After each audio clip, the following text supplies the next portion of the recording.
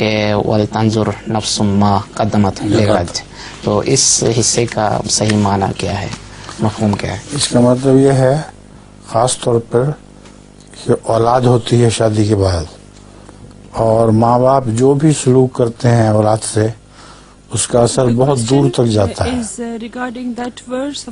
اب ماں باپ اگر جھوٹ بولتے ہیں تو بچے بھی بڑے ہو کے جھوٹ بولنا سیکھ جائیں گے۔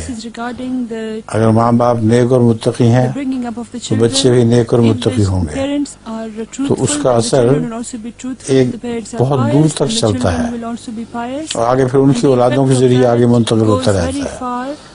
تو وَلْتَنْظُرْ نَفْسٌ مَا قَدَّمَتْ لِغَدٍ کا مطلب ہے اس بات کا خیال کیا کرو کہ جو تم عمل کرتے ہو وہ اس وقت ضائع نہیں ہو جاتا، اس کے آگے شاخیں اس کی پھوٹتی رہتی ہیں اور قیامت تک اسی طرح چلتا رہتا ہے۔